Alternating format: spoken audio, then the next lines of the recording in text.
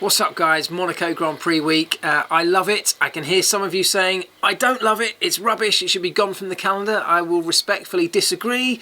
I know that racing can be dull and monotonous and processional at times, I get all of that, but I think we should have a full mix of different circuits on the calendar, and I think Monaco is at one absolute extreme end of that in terms of its uniqueness. I'm going to take a quick look at the circuit in a moment, but before I do, let me quickly tell you that, as ever, I'll be giving away a very special prize giveaway at the end of this video, coming this week, as it always does, from the gpbox.com and one of their suppliers, Rearview Prints. I'll link all of this in the description, but if you want to find out what the prize is and how you win it, stay tuned till the end of the video. It's a good one. Right, Monaco. Unique set of challenges then. It's the slowest circuit on the Formula 1 calendar. It has the slowest corner in that hairpin. It is the shortest Formula 1 circuit on the calendar, a fraction over 2 miles. It's slow, it's bumpy, massive reliance on mechanical grip, as much aero downforce as we can put on the cars, so massive wings trying to push the car into the tarmac, because grip is everything around here.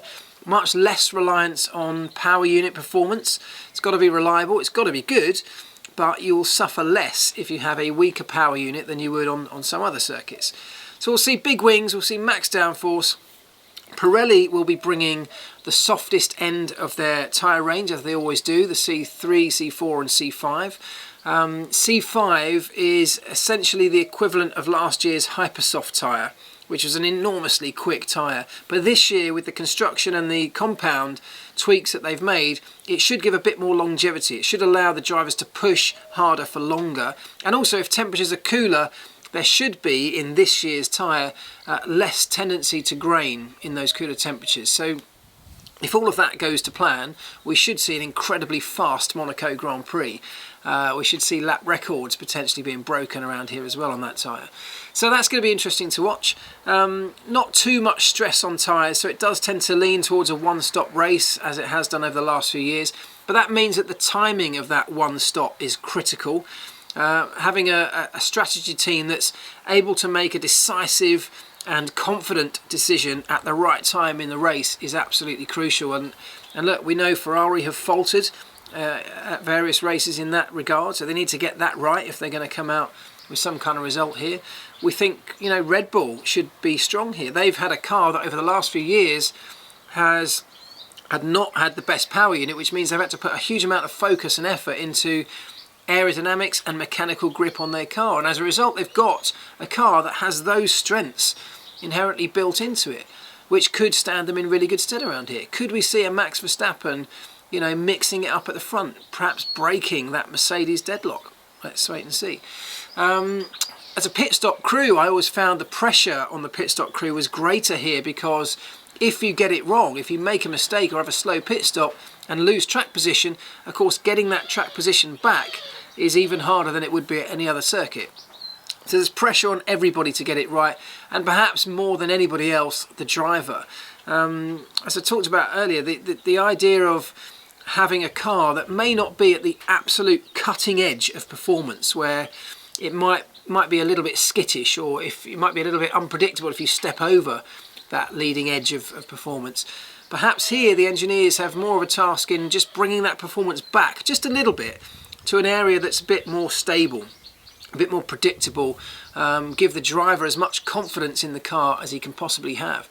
And we hear about driver confidence all the time, but around Monaco it really means something. So you're unlikely to see drivers sat in the garages through practice sessions waiting for the clock to tick down and waiting for other people to put rubber down on the circuit, because it's all about getting as many laps on the board as you possibly can.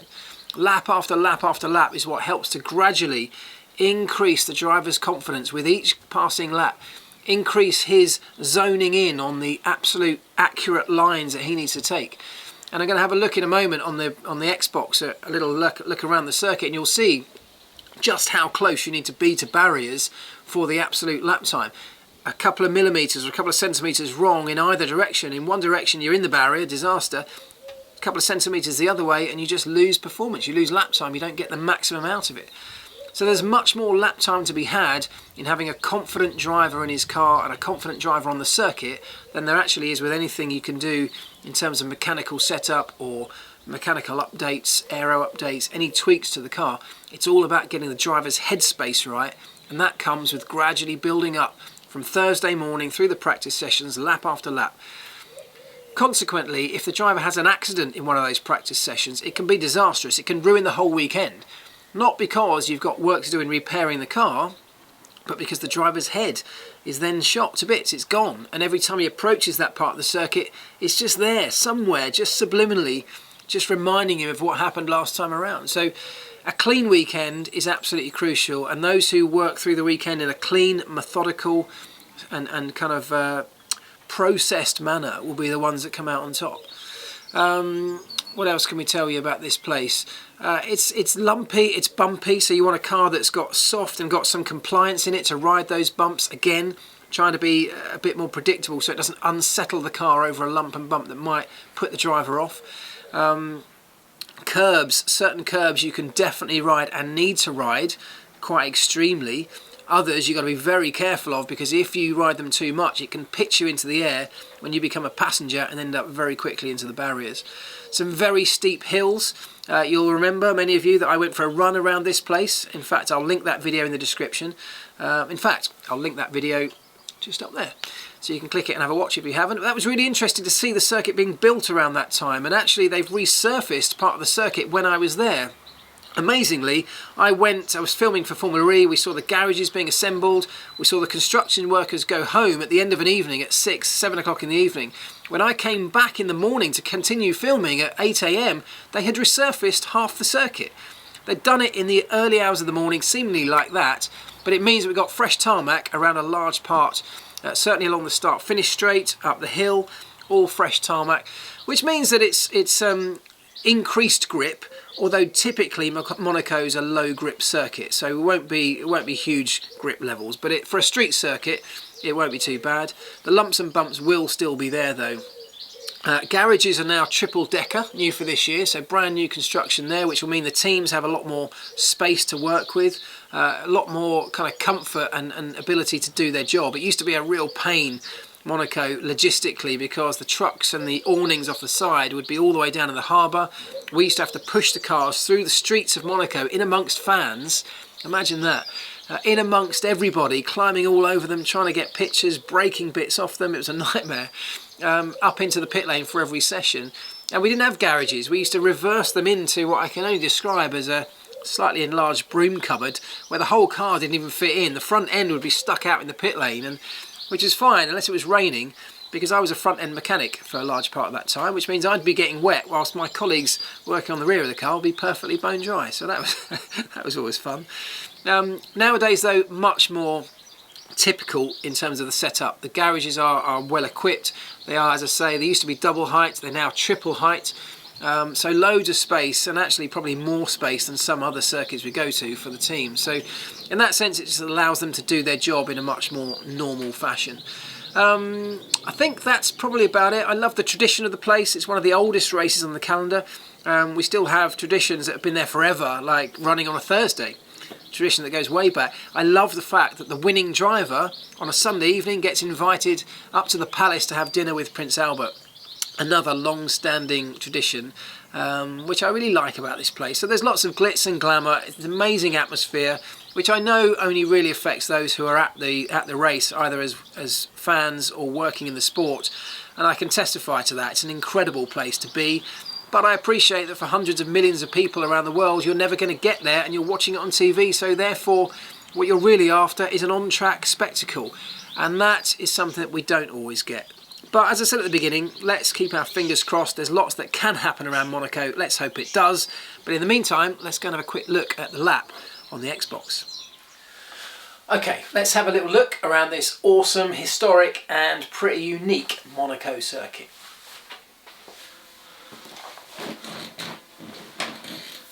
Right, really important to set the lap up right as we come out the final corner. The DRS line is right there.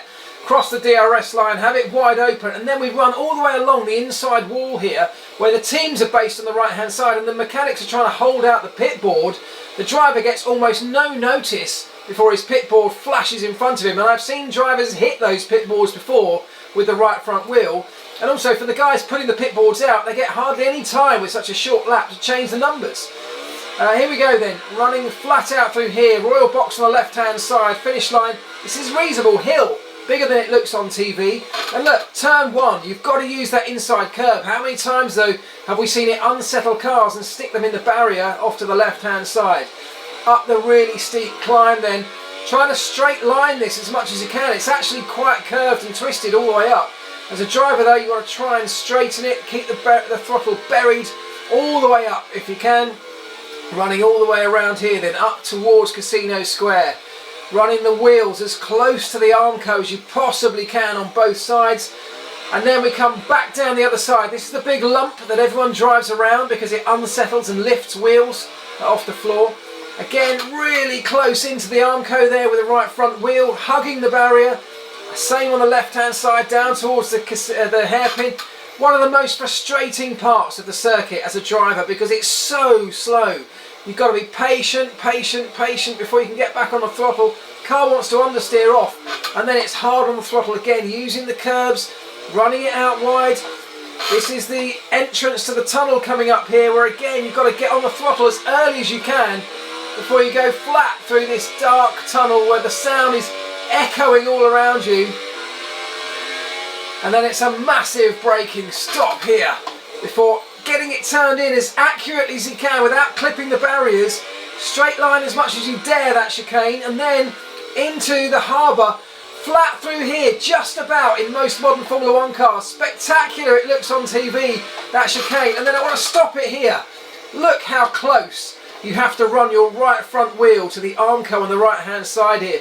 I'm a bit too far away there. You need to be millimetres from that for the ultimate lap time. Straight lining it as much as you can, just clipping that curb, but not the sausage curbs to the left because they will pitch you off into that Armco on the right hand side. And then flat again down towards Rascasse. A really tricky corner here because you're braking hard here. You've got one turn on the steering wheel here, but you're still braking when you turn in again. Braking and cornering at the same time in an F1 car is incredibly difficult because it unsettles the car. You've got less tyre contact patch in contact with the tarmac and therefore less braking grip. So a really tricky end to the lap. Up the hill again, back through the final corner, across the DRS line, and off we go once more for another lap of this Monaco circuit.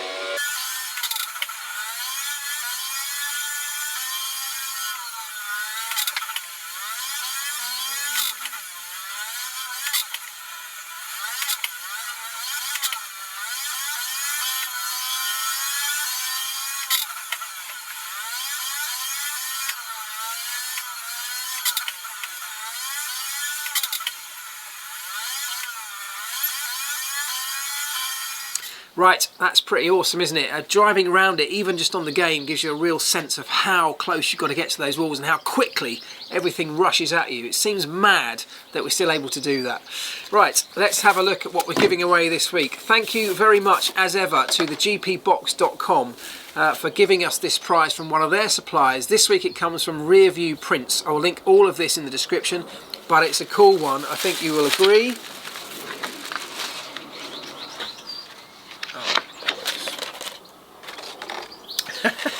That's hilarious. That is not the prize at all. That's a Suzuka one for later in the year. Bear with me.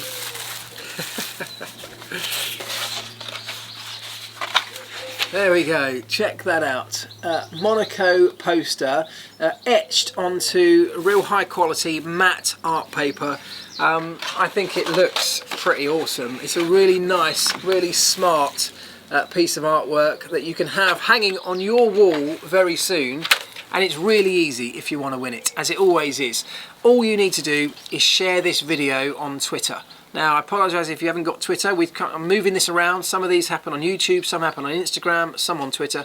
This week it's on Twitter. Hit the share button just down here somewhere. When you hit the share button, it will come up with an option to share it on Twitter. do exactly that. Hit that button and share the link to this video on Twitter to your followers. But what you must do is tag me at F1 Elvis on there. You must tag at gpbox.com, and you must also tag at Rearview Prints, who are the artists behind this beautiful work.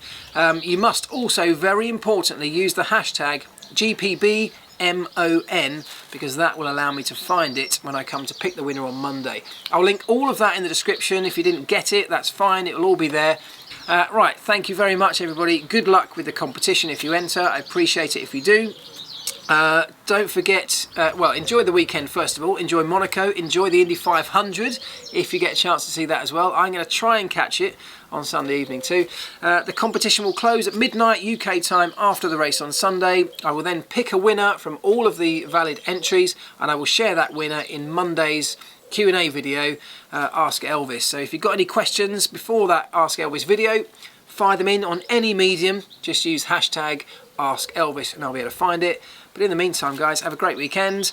Good luck, and I will see you soon. Ta-da.